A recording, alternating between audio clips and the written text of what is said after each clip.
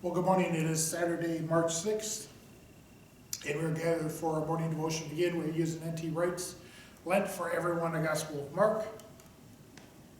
And today's passage is John 2, verses 13 through 22, which is ironic because it's a passage also for tomorrow's part of the sermon. It was nearly time for the Judean Passover, and Jesus went out to Jerusalem.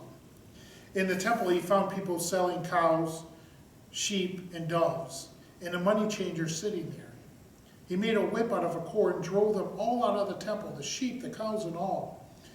He slipped the money changer's coin onto the ground and knocked over the tables. "Take these things away," he said to the people selling doves. "You mustn't turn my Father's house into a market." His disciples remembered that it was written, "The zeal of your house has been eaten up." The Judeans had this response to him. "What sign are you going to show us?" they said, "to explain why you are doing this?" "Destroy this temple," Jesus replied, "and I will raise it up in 3 days." "It's taken 46 years to build the temple," responded the Judeans. "Are you going to raise it up in 3 days?" But he was speaking about the temple of his body. So when he was raised from the dead, his disciples remembered that he had said this, and they believed the Bible and the word from which Jesus had spoken. I checked my watch once more and looked again at my diary. Yes, this was indeed the place we had agreed to meet, and this was the time we had set. But where was my guest? It was only then that I noticed a man standing in the far right of the station platform, looking as though he too was waiting for someone. But surely I had been imagining someone much older. He was, after all, a highly respected scientist, come to address a student society. I had envisioned a dark suit or coat, a discreet tie, graying hair, perhaps a briefcase. Instead, this man was wearing jeans and a sweater and was carrying his plastic shopping bag. He caught my eyes. "You're not ... Yes, I'm him. The place was right. The time was spot on. It was only my expectations that were out of line. We had a great evening." This was the place, Jerusalem and the temple. This was the time, Passover. But they certainly weren't expecting anyone like Jesus, and they certainly weren't expecting anyone to behave like Jesus. The temple was, after all, the temple. It wasn't just a large church on a street corner. It was the center of everything. The center, they believed, of the whole world. More, it was a place where heaven and earth met, joined up, did business. The ancient Jews didn't think of a heaven and an earth in the way we often do, as two quite distinct places, completely separate and detached from one another. They thought of them as different, all right, but made to be joined together. That's how it had been at the beginning, when God made the heaven and the earth, and seemed to be at home in either or in both places. That's how it had been when, at the end of the book of Exodus, Moses and his skilled workmen had finally constructed the tabernacle as a place where God would come to meet his people.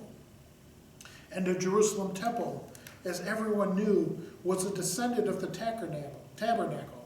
David had planned it and Solomon had built it. And the Messiah would one day come to it.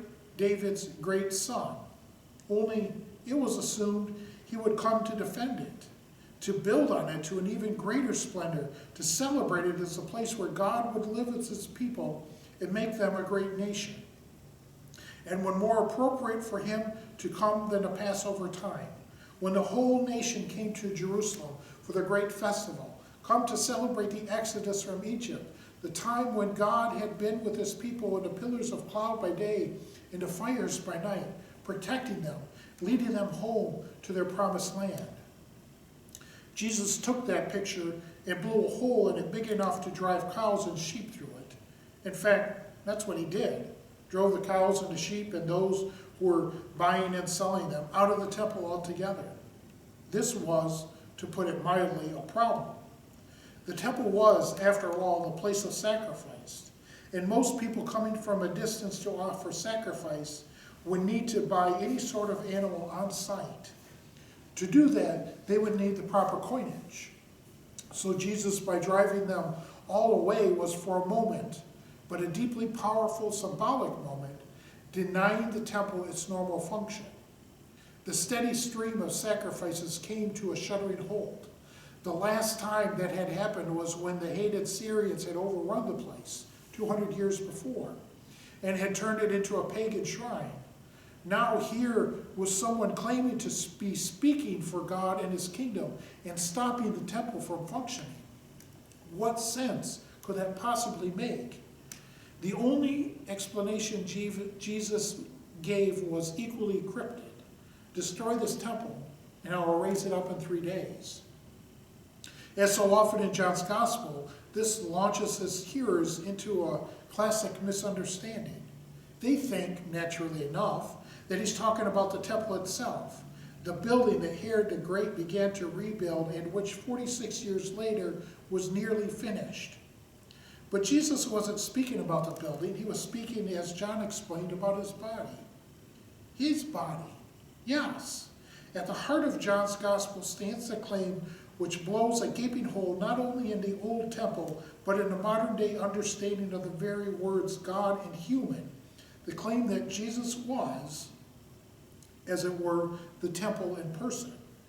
He was the place where heaven and earth met, once and for all and completely. He was the place of sacrifice, the place where God would provide the lamb to take away the sins of the world, the reality to which Passover and all that it meant was simply one of the great advanced signposts. Once you hold that all together in your mind, John is saying all the old scriptures come to life in a new way. John quotes one of them about the zeal of God's house. John will introduce his readers to others in due course. But the point is not just a few odd texts, but the whole sweep of Scripture comes rushing together at this moment at one place. This wasn't anybody he expected, but the place was right. The time was spot on, and Jesus had come to do what God had promised, to judge and to save, to sort things out once and for all, to bring heaven and earth together at last. All this is striking enough and hard enough for many people together to get their heads around. But there is more. Later in the Gospel, and Paul as well, we are told in no uncertain terms that when the Spirit comes, we, too, the followers of Jesus, are to be an extension of his new temple. And that blows a large hole in most people's idea of what being a Christian might be all about. And so we have this wonderful story, and I love this story. It's about Jesus getting mad. And Jesus showing some emotions that we often don't think that he had, where he flips these tables over and chases everybody out.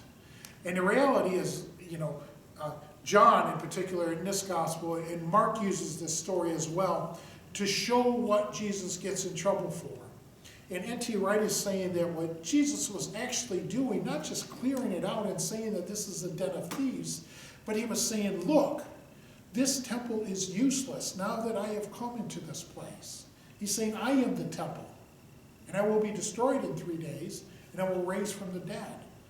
The temple is Jesus. It's the true point where God and humanity come together. It made the temple useless. And that is why one of the many reasons, it's another stepping stone into why they had to get rid of Jesus for his actions here in the temple. Telling everybody that was there to sacrifice, is that the sacrifice will be made, just not in this place at this time, at the end of the week. What you do in this temple is useless, for I am the real temple of God. I am the lamb that would be put to slaughter and offer a sacrifice for us all. And they didn't want to hear that. Go forth this day in the peace and the love of Christ.